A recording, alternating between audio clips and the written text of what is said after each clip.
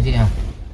Sudarlun Gubernur Aceh Nova Iriansyah bersama istri Diah Erti Idawati meninjau jembatan Panca Kubu di pedalaman Aceh Besar, tepatnya di Kecamatan Lembah Selawa, Rabu 27 Januari 2021.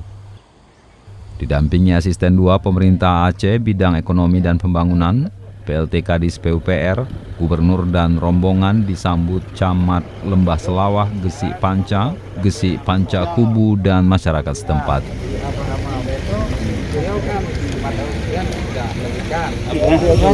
Masalah ini juga bupati.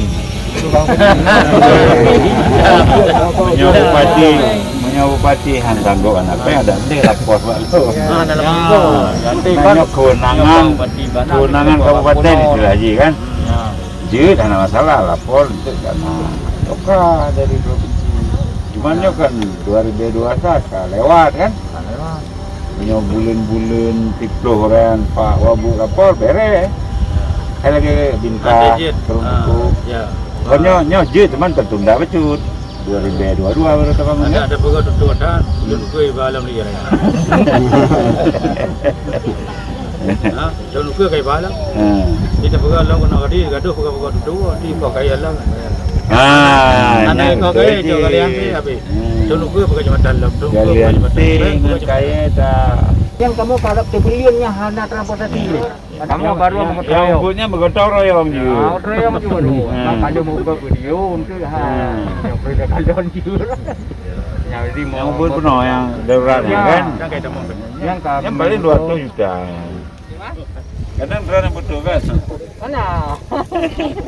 Viral Pak Mentor. Setidaknya sudah hampir 17 tahun warga di 2 desa ini harus mengarungi sungai untuk menyeberang, baik dari desa Panca ke Panca Kubu atau sebaliknya.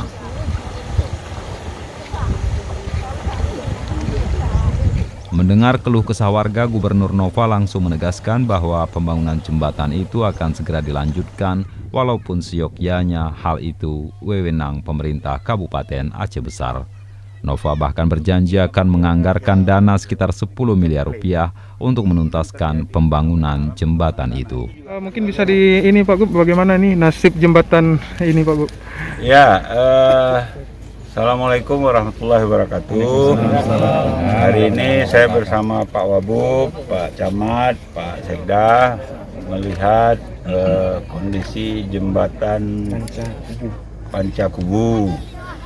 Nah ini memang agak terlambat informasi ke kita. Ini memang kewenangan kabupaten, tapi bisa kita bangun dengan dana doka kan.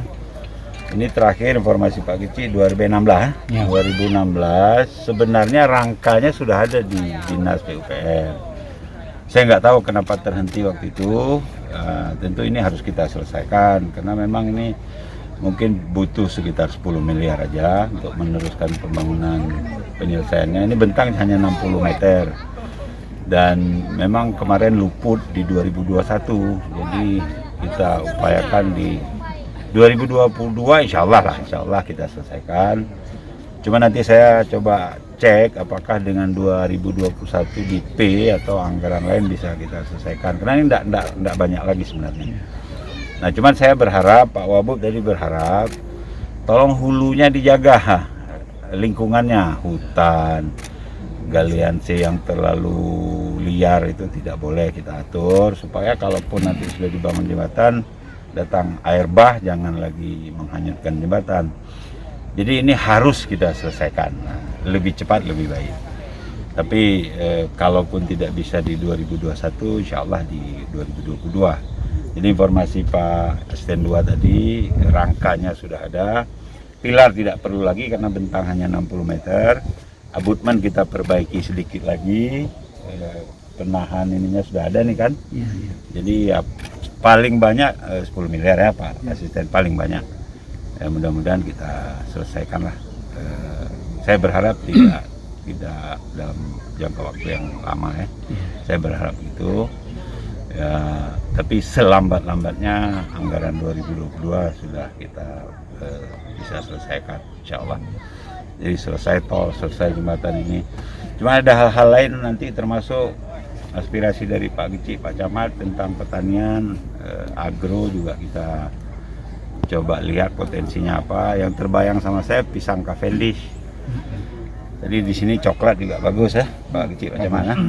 Nanti karena kan terbukti dalam masa pandemi pun yang tetap itu bisa maju itu adalah pertanian.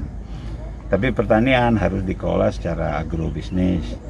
Nah, saya saran ke Pak Kecik, Pak Camat, Pak Wabub tadi, kalau bisa kita uji coba dulu Cavendish di lahan masyarakat seperti di Benang Meriah. Kalau nanti berhasil, baru kita buat yang besar. Jadi pilot project dulu untuk pisang Cavendish. Karena ini sebenarnya kan ini sangat bagus untuk pisang, pinang kan. Nah, tinggal nanti benihnya kita upayakan dari Dinas Pertanian Perkebunan. Yang terpenting masyarakat kita libatkan untuk itu supaya masyarakat yang menjaga sendiri gitu. Insyaallah. Pak Gub, yang sudah sisi sebelah sini jembatan ini yang bangun siapa Pak Gub? Ini dulu dengan dana DOKA. DOKA. Memang ini kewenangan kabupaten tapi pakai dana DOKA. Provinsi. Yang nangani provinsi. Dan ini kan memang sudah teranggarkan. Saya dulu nggak tahu kenapa tanggung ini kan nggak selesai 2016 kata Pak Kecik ya. 17-18 terakhir. Harusnya kita lanjutkan 2018-2019. Nggak tahu waktu itu kok luput. Tapi ini nanti ya termasuk media tolong kita diingatkan untuk kita selesaikan secepatnya. Pak, rangkanya emang udah ada Pak ya? Itu informasi dari Pak Asen 2, rangka sebenarnya sudah ada di Dinas PUPR di gudang. Iya. Makanya ini kan paling abonmennya kita rapikan lagi lah kan. Tinggal operate-nya kita rapikan lagi, tinggal menyambung rangkanya. Ini 60 meter ini nggak perlu pilar lagi. Dari titik ini langsung ke titik sana 60 meter. Ya sama kayak Bintah, Kerung Tekuh itu kan dulu lama mangkrak kan. Sekarang sudah kita selesaikan.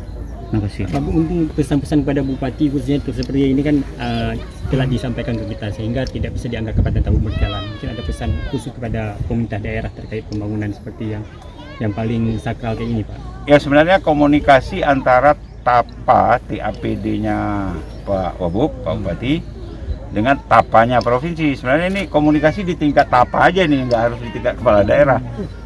Mana-mana yang terhenti, yang sudah dibangun, yang terhenti. Kita prinsip ke depan kalau sudah kita mulai harus kita selesaikan. Nah, prinsipnya gitu.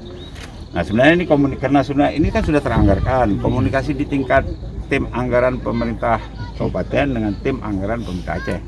Komunikasi di tingkat TAPA saja. Tidak harus komunikasi di tingkat bupati dan gubernur. Tapi ya nggak apa-apa lah, ini kita selesaikan. Dan pesan saya yang paling kalau Aceh besar Pak Wabub, lingkungan sama saya dengan Pak Wabub, Pak Bupati. Hutan jangan dipotong kayunya. Ya membangun silakan, tapi kan tidak harus mengganggu hutannya.